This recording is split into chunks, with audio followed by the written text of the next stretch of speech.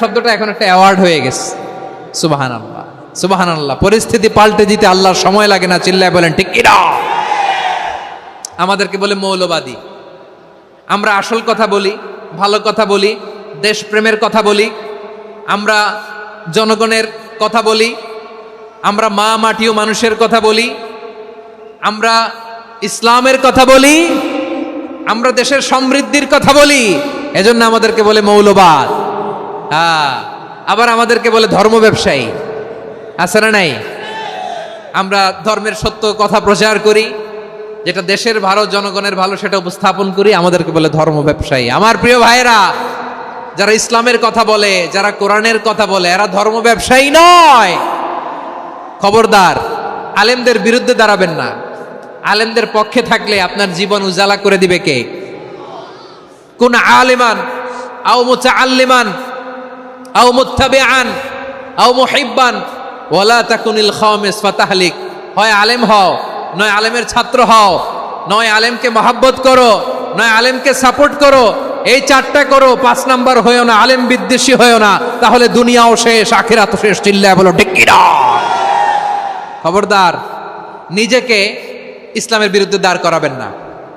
এদেশের আসল পরিচয় ইসলাম। এদেশের আসল পরিচয় কি? আওয়াজ করে বলতে হবে, এদেশের আসল পরিচয়। এদেশে আজান শুনে সূর্য ওঠে শহর গ্রামে, এদেশে আজান শুনে সূর্য ডুবে সন্ধ্যা নামে, এদেশে সকল কাজে সবাই বলে বিসমিল্লাহ, এদেশে ভালো কিছু দেখে শুনে হাসি মুখে সবাই বলে মাশা আল্লাহ। সুবহানাল্লাহ, সুবহানাল্লাহ, সুবহানাল্লাহ, সুবহানাল্লাহ, সুবহানাল্লাহ। ঠিক কিনা বলেন? ও নবীন তরুণ, তোমার কিসের এত ভয়? জেনে রেখো বাংলাদেশের আসল পরিচয়। এদেশের আসল পরিচয় ইসলাম। প্রিয় ময়মনসিংহ, গলা ফাটিয়ে বলো, এদেশের আসল পরিচয় কি? এদেশে পরস্পরে দেখা হলে দেয় সালাম, এদেশে আমজনতার হৃদয় জুড়ে পাক্কা আলাম। ঠিক কিনা বলেন? এদেশে পরস্পরে দেখা হলে দেয় সালাম, এদেশে আমজনতার হৃদয় জুড়ে পাক্কা আলাম, এদেশে খারাপ হলে সর্বজনে সর্বক্ষণে দোয়া পড়ে ইন্না লিল্লাহ, সুবহানাল্লাহ, সুবহানাল্লাহ, সুবহানাল্লাহ, সুবহানাল্লাহ। এদেশে আজান শুনে সূর্য ওঠে শহর গ্রামে, এদেশে আজান শুনে সূর্য ডুবে সন্ধ্যা নামে, এদেশে সকল কাজে সবাই বলে বিসমিল্লাহ, এদেশে ভালো কিছু দেখে শুনে হাসি মুখে সবাই বলে মাশা আল্লাহ। সুবহানাল্লাহ, সবাই পড়েন সুবহানাল্লাহ, সুবহানাল্লাহ, সুবহানাল্লাহ, সুবহানাল্লাহ, সুবহানাল্লাহ, সুবহানাল্লাহ, সুবহানাল্লাহ, সুবহানাল্লাহ। এদেশের আসল পরিচয় ইসলাম। চিৎকার করে বলতে হবে, এদেশের আসল পরিচয় কি? এজন্য রব্বুল আলামিন বলেন, ওয়াসবির আলা মা ইয়াকুলুনা ওয়াহজুরহুম হাজরান জামিলা। ও নবী, ধৈর্য ধারণ করেন, ওরা যাই বলুক আপনি মন খারাপ করবেন না, ওদেরকে আপনি ইগনোর করেন, ওদেরকে দাম দেওয়ার দরকার নাই। ধৈর্যই আমাদের শক্তি, ধৈর্যই আমাদের সম্বল। ঠিক কিনা? আমার প্রিয় ময়মনসিংহবাসী, ধৈর্য এমন একটা গাছ।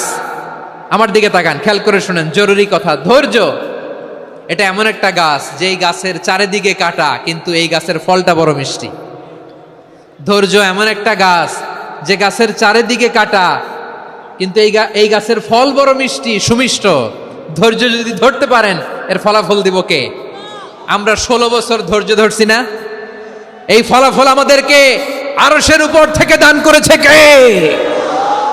বিপদ আসবে, জুলুম আসবে, একটু ধৈর্য ধারণ করবেন, ফলাফল পেয়ে যাবেন। ঠিক কিনা বলেন? এজন্য আল্লাহ বলেন, সাবিরিনা সাবিরাতি, ধৈর্যশীল বান্দা বান্দীদেরকে আমি বড্ড পছন্দ করি। ওয়ালা নাবলুওয়ান্নাকুম বিশাইইম মিনাল খাউফি ওয়াল জু'i ওয়া নাকসিম মিনাল আমওয়ালি ওয়াল আনফুসি ওয়াস সামারাত ওয়াবাশশিরিস সাবিরিন।